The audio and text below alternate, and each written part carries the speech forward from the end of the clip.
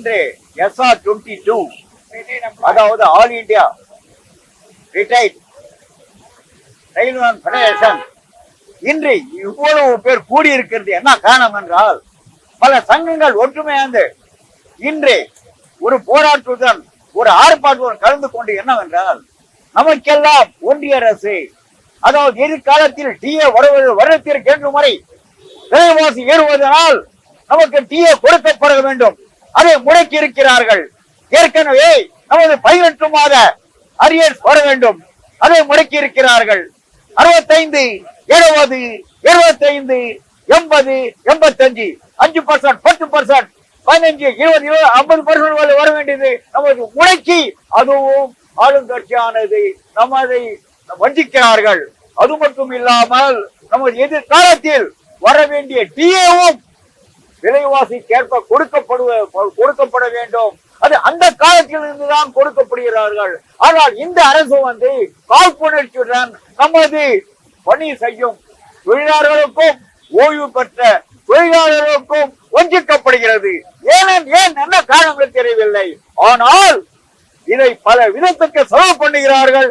ஆனால் இரவும் பகலும் ஓடி ஓடி உழைக்கும் தொழிலாளர்களுக்கு கொடுப்பதற்கு வஞ்சத்தனம் ஏன் பண்ணுகிறது என்று தெரியவில்லை. அதே நேரத்தில் நமது சம்பள உயர்வானது ஓய்வு பெற்றவர்களுக்கு மட்டும் நிறுத்தி வைக்கப்படுகிறது. 5வது பே கமிஷன், 6வது பே கமிஷன், 7வது பே கமிஷன், இதில் ஓய்வு பெற்றவங்களுக்கு எதிர்காலத்தில் நம்ம சம்பள உயர்வு கிடையாது, அதில் நிறுத்த வைக்கப்படுகிறது என்ற அறிவிப்பு விட்டிருக்கிறார்கள். அதனால் பாதிக்கப்படுபவர்கள் யார் தெரியுமா?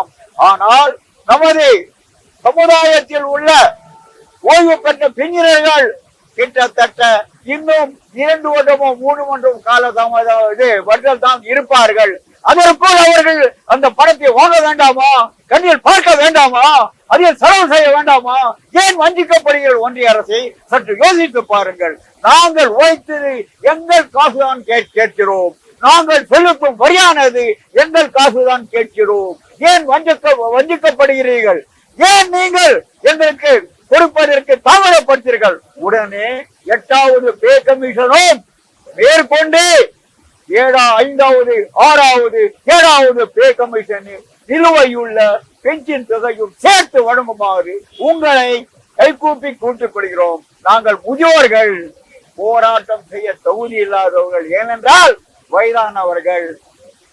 நாங்கள் போராட்டம் செய்ய நமக்கு உடல் வலுவும் இல்லை. அதனால் தயவு செய்து ஒன்றிய அரசே, தாங்கள் 8வது பே கமிஷனில் நமக்கு வர வேண்டிய நிலுவை தொகையும் எதிர்காலத்தில் வர வேண்டிய சென்ட்ரல் பே கமிஷன் உடைய சம்பள உயர்வும் தயவு செய்து கொடுக்குமாறு நாங்கள் கேட்டுக்கொள்கிறோம். உங்களிடம் இந்த பொருளை வைக்கிறோம். ஆகவே தாங்கள் தயவு செய்து கூர்ந்து எங்களுடைய இரவும் பகலும், அதாவது ரயில்வே பணியானது இரவும் பகலும் பார்த்து நாங்கள் அல்லல் பட்டு ஓய்வு பெற்று இன்று நாங்கள் அமைதியாக இன்னும் கொஞ்ச நாள் வாழ்வதனால் தங்களுடைய சம்பள உயர்வு கட்டாயம் தேவை. தயவு செய்து 5, 6, 7 ஓய்வு உயர்வு கொடுப்பதற்கும் அதாவது நாங்கள் தீர்மானிக்க வேண்டும் என்ற ஒன்றிய அவசரங்களை நாங்கள் கேட்டுக்கொள்கிறோம். அனைவருக்கும் வணக்கம்.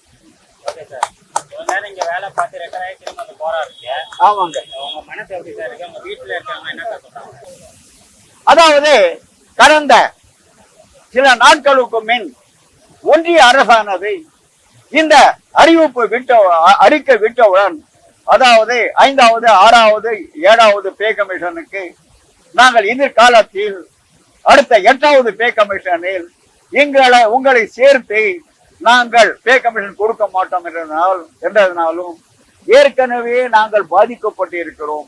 நமக்கு 18 மாதம் அரியர்ஸ் வரவில்லை.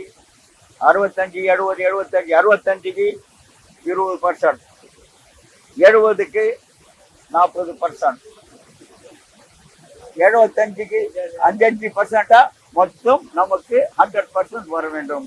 ஆனால் எந்த தொகையும் நாங்கள் இதுவரை பார்லிமெண்ட் அறிவித்தும் நமக்கு கொடுக்கவில்லை. அதனால் நாங்கள் எல்லோரும் மன உளைச்சலில் இருக்கிறோம். நாங்கள் ஓய்வு பெற்றவர்கள், போராட தகுதி இல்லாதவர்கள், ஏனென்றால் வயதானவர்கள் அல்லவா. ஆகையால் தயவுசெய்து கொடுக்குமாறு உங்களிடம் கேட்டுக்கொள்கிறோம். அவ்வளவுதான். கேளுங்க, கேள்வி கேளுங்க, நான் அதுக்கு பதில் சொல்றேன். அதான் சார் உங்க வீட்டுல இருக்கவங்க என்ன சார் சொல்றாங்க? வீட்டுல இருக்கிறவங்க அவங்க மனநிலை இருக்கும்ல. இந்த காலத்தில் நாம் ஓய்வதைத்தான் நம்பி இருக்கிறோம். நமது பிள்ளைகள் நம்மளை கவனிப்பதில்லை. நமக்கு கொடுக்க வேண்டிய அரசாங்கத்தின் ஒன்றிய அரசாங்கின் ஓய்வு தொகையானது, பென்ஷன் ஆனது நமக்கு சரியாக கொடுத்தால் நம்முடைய குடும்பம் எல்லாம் வாழ்த்துவோம். அதே நேரத்தில் நாம் எல்லாம் இன்னும் சில நாட்கள், சில வருடங்கள் உயிர் வாழ்வோம் என்றுதான் தெரிவித்துக் கொள்கிறோம். வீட்டில் இருக்க குழந்தை இன்றைய காலத்தில் எந்த குழந்தை கவனிக்கிறது சார் யோசிச்சு பாருங்கள்.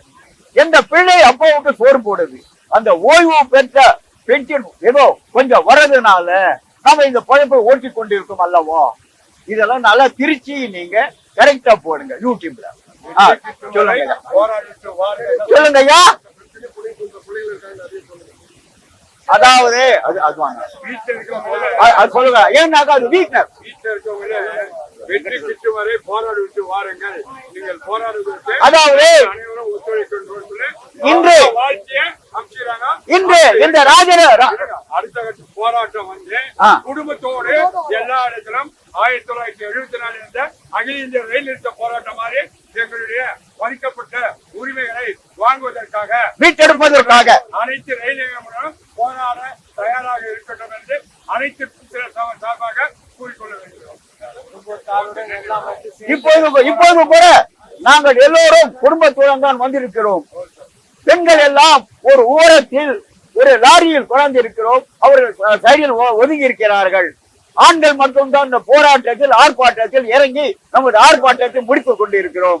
ஆகவே ஒன்றிய அரசானது நாங்கள் எழுப்பும் குரலுக்கு நீங்கள் தயவு செய்து கட்டாயம் பதில் சொல்லியே தீர வேண்டும்.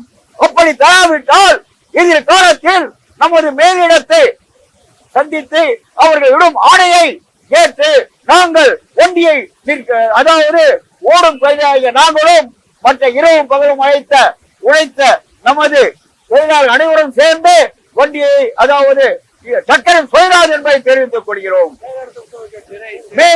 மேலிட உத்தரவை நாம் எதிர்பார்த்து காத்துக் கொண்டிருக்கிறோம். தொழிலாளர் ஒற்றுமை, இன்று நடக்கும் ஆர்ப்பாட்டின் ஒற்றுமை, எதிர்காலத்தில் நடக்கும் ஒற்றுமை,